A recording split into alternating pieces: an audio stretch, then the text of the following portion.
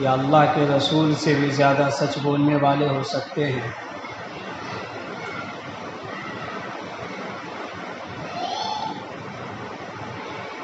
جو بات ہوگی درست ہوگی، اور سب سے زیادہ سچ بولنے والے ذات اللہ کی ہے۔ قرآن کریم میں اللہ تبارک و تعالی نے جو باتیں بتائی ہیں اور بیان کی ہیں، جو اس کے تراجم و مفہوم ہیں، جو تفاسیر ہیں، جو صحابہ کے اقوال ہیں، سب اس بات پر دال ہے کہ اللہ کی بات سب سے برحق ہے۔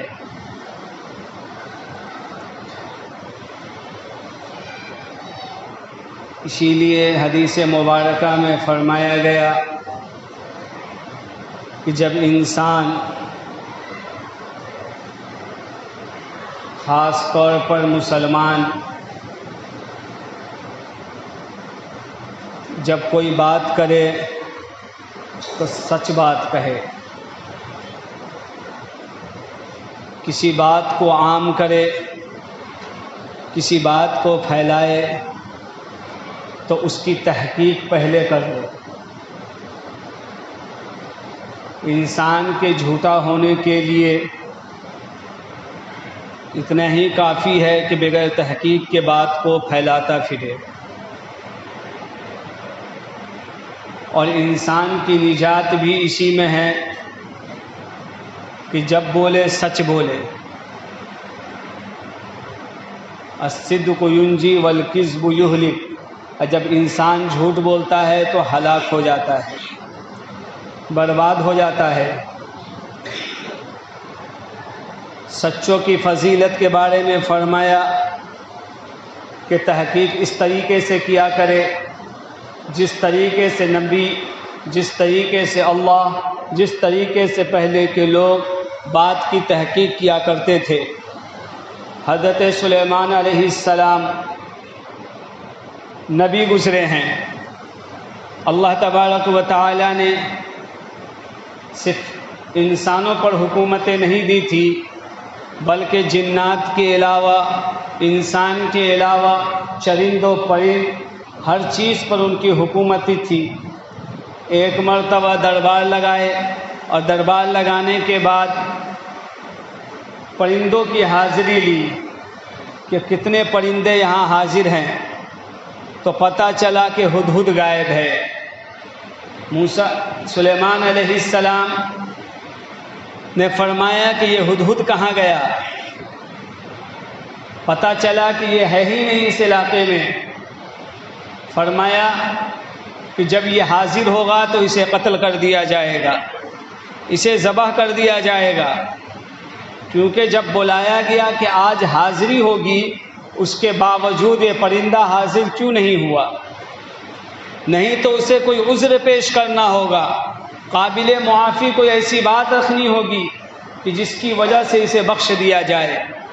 کچھ دیر کے بعد ہدہد آ جاتا ہے، اور ہدہد کہتا ہے سلیمان علیہ السلام سے، میں آپ کے لیے ایک نایاب خبر لایا ہوں، ایک ایسی بات لایا ہوں جسے آپ نہیں جانتے۔ وہ کہتا ہے کہ میں قبیلے سبا کے یہاں گیا تھا، میں قبیلے سبا سے آیا ہوں، وہاں میں نے ایک عورت کو دیکھا جو حکومتیں کر رہی ہیں، جو دنیا کے وہاں بسنے والے انسان ہیں یا اس کے علاوہ بھی کچھ چیز اس پہ بھی حکومتیں کر رہی ہیں۔ تحقیق سے روایت میں آتا ہے کہ اس کا نام بلقیس تھا۔ خیر کوئی بھی ہو، وہ ملکہ سبا تھی، وہاں کی ملکہ تھی وہ۔ لیکن سلیمان علیہ السلام کہتے ہیں کہ تمہاری بات کی تصدیق اس طرح نہیں کی جائے گی، بلکہ میں اس کی تحقیق کروں گا۔ بلاخر تحقیق کرتے ہیں اسی ہدہد کے ذریعے بعد میں، اور پتہ لگتا ہے کہ واقعتاً یہ ہے، اس طریقے سے حکومتیں کر رہی ہیں۔ بتانے کا مقصد یہ ہے اس واقعہ کے کہ آگے کیا ہوا سلیمان علیہ السلام پھر اس کے تخت پر، اس کے پاس ایک تخت بھی ہوتا ہے عالی شان، اس کو منگوا لیتے ہیں۔ اس کے بعد جا کر کس طریقے سے پھر سلیمان علیہ السلام بھی وہاں پر حکومتیں کرتے ہیں۔ اس سے قطع نظر بات یہ ہے کہ جب سلیمان علیہ السلام کو اس بات کی خبر لگی تو اس کی تحقیق کی، بغیر تحقیق کے اس بات کا یقین نہیں کیا گیا کہ جب انسان کے پاس کوئی بات پہنچے، کوئی خبر پہنچے تو اسے چاہیے کہ اس کی تحقیق کرے۔ جب کسی کو کسی کام میں گواہی کے طور پر پیش کیا جائے، جب کوئی گواہ بنے تو اسے چاہیے کہ سچ بولے، چاہے عدالت کا معاملہ ہو، چاہے معاشرے کا معاملہ ہو، چاہے کسی چیز میں۔ حضرت ابو امامہ باہلی رضی اللہ تعالیٰ عنہ کی روایت ہے کہ اللہ کے نبی صلی اللہ علیہ وسلم نے ارشاد فرمایا کہ جس آدمی نے قسم کھائی اور قسم کھا کر اپنے مسلمان کی کوئی ادنا سی چیز بھی غصب کر لی تو فرمایا کہ اللہ تبارک و تعالیٰ ارشاد فرماتا ہے کہ ایسے شخص پر جنت میں نے حرام کر دیا ہے اور جہنم اس پر ہم نے واجب کر دیا ہے۔ یہ مسلم شریف کی روایت ہے۔ حضرت ابو امامہ باہلی رضی اللہ تعالیٰ عنہ راوی ہے۔ یہ کتنی سخت وعید ہے، کتنی سخت باتیں ہیں۔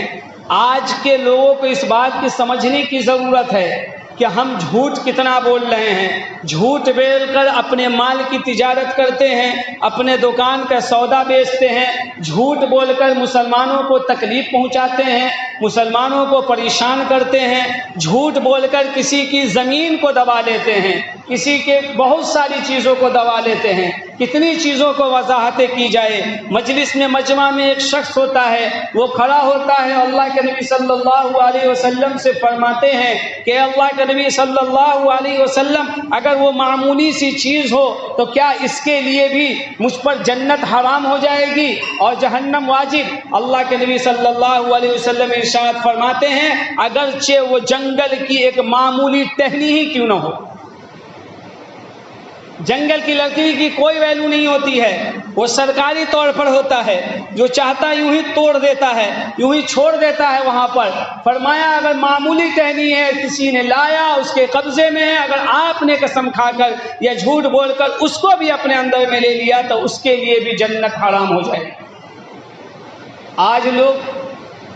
آج مسلمان اپنے گریبان میں جھانک کر دیکھے، اس حدیث کو بار بار پڑھیں، بار بار سنیں، جن کے کانوں میں یہ بات گئی کہ آج ہمارا معاملات میں کیسے ہیں، آج ہم معاملات میں کیسے ہیں۔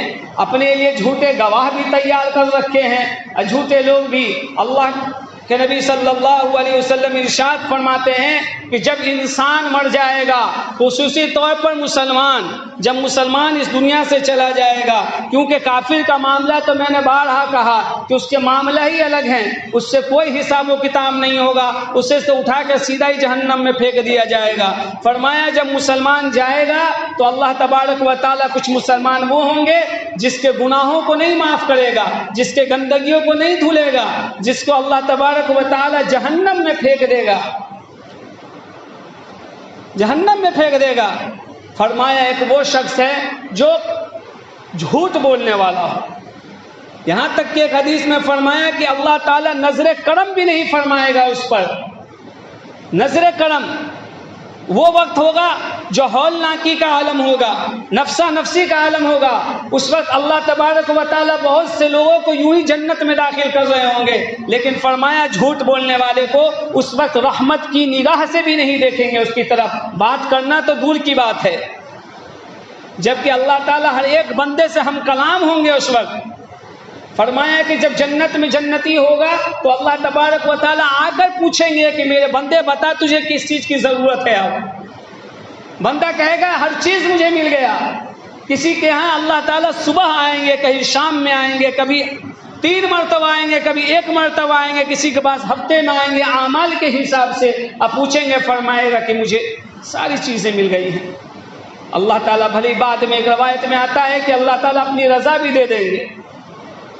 اس بات سے، اس حدیث سے قطع نظر بات یہ ہے کہ اتنی سخت وعید ہے جھوٹوں کی کہ جہنم اس پر واجب ہو جاتا ہے، جنت سے دوری ہو جاتی ہے۔ پھر بھی ہم اپنے معاشرے میں اپنے اس میں دیکھتے ہیں کہ ہمارے معاملات کیسے چل رہے ہیں۔ ہم معمولی چیزوں کے لیے، یہ مختصر سی دنیا ہے، یہاں کی مال و متاع بہت مختصر ہے۔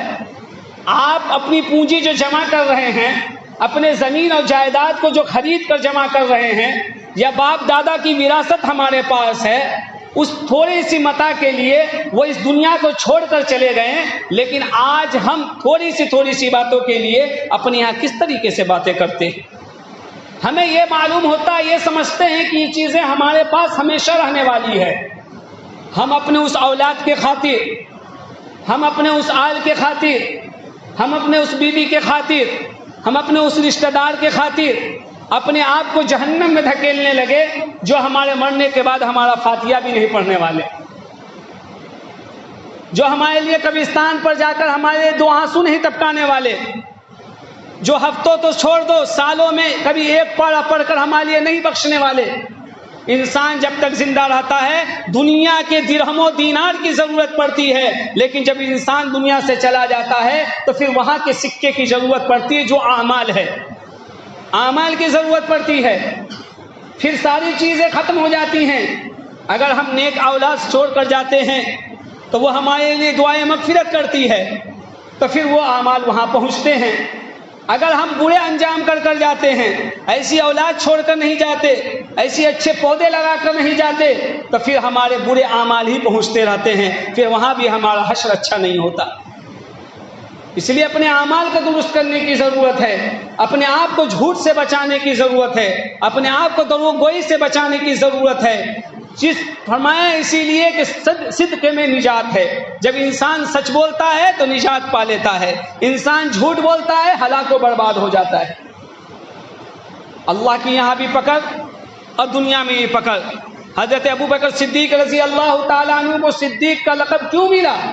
اس وجہ سے کہ انہوں نے ہر چیز میں اللہ کے نبی کی تصدیق کی ہے، ہر چیز کو مانا ہے۔ ایک انسان جس کے دل میں اللہ کی محبت ہو، اللہ کے رسول کی محبت ہے، وہ انسان کبھی بھی لاپرواہی کا کام نہیں کرنے والا، وہ انسان کبھی بھی کوئی حرکت کرنے نہیں والا۔ اسے چاہیے کہ اللہ کے قرآن کو اور رسول کے حدیث کو اپنے سینے سے لگائے، تبھی اس بات کی ثبوت ہوگی کہ اسے اللہ کے رسول سے محبت ہے۔ ایسے لوگ گزرے ہیں دنیا سے کہ جس کے واقعات پڑھے جائیں اور پتہ لگایا جائے تو پتہ یہ چلتا ہے کہ جھوٹ کے خاطر انہوں نے قربانیاں دے دی ہیں اور دنیا سے چلے گئے، اور اس کے وبال بھی اچھے نہیں ہوئے۔ اب بہت سے لوگ وہ ہیں جو سچائی کے خاطر دنیا سے چلے گئے، آج دنیا ان کو جانتی ہے۔ سارے نبی سچے، اللہ سچا، اس کے بعد صحابہ کرام نبی کو ماننے والے تھے، وہ سچے۔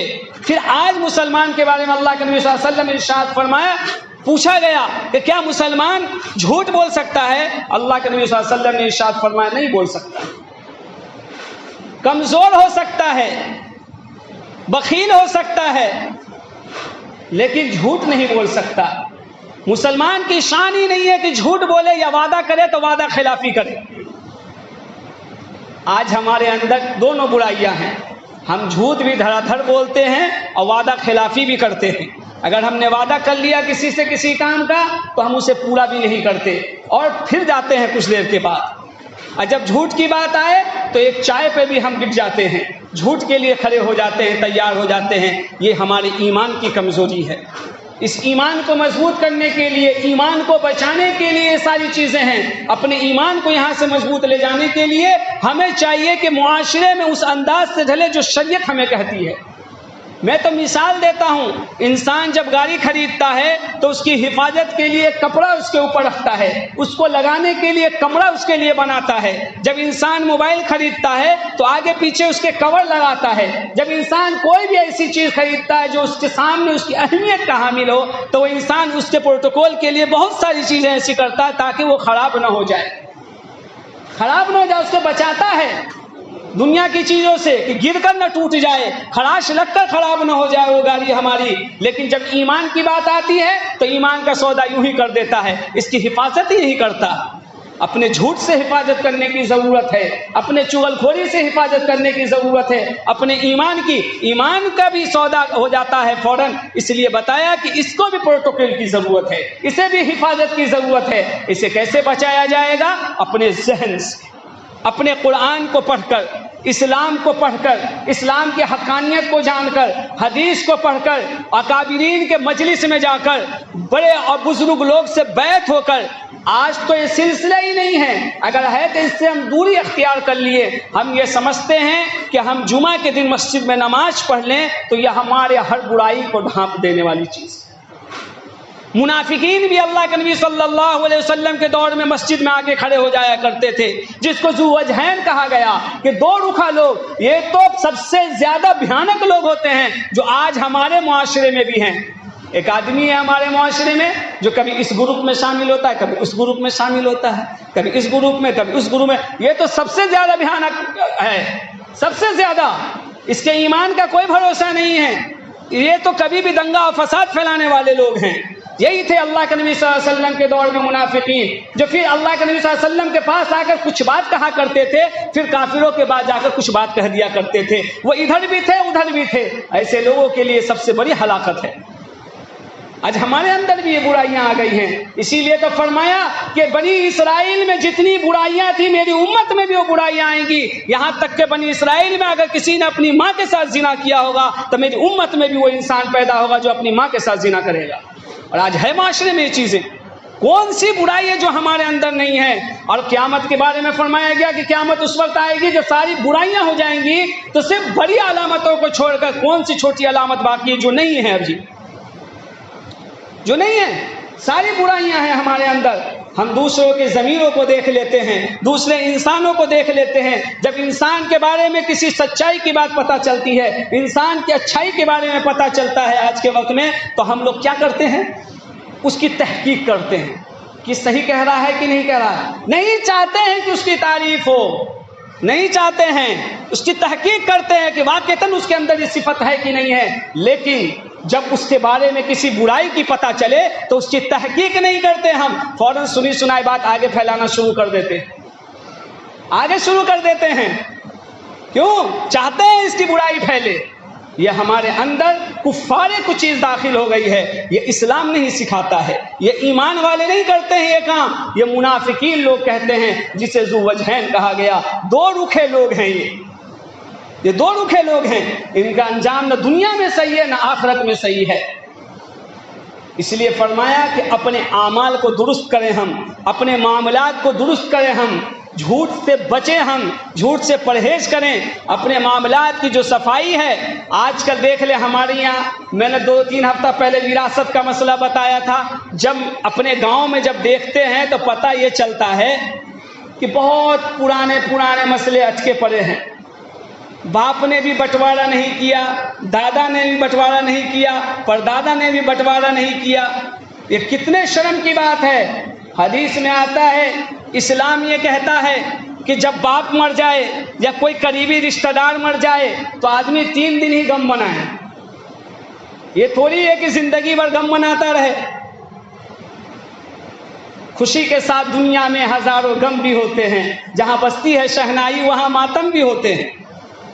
یہ دونوں چیزیں چلتی ہیں ایک ساتھ۔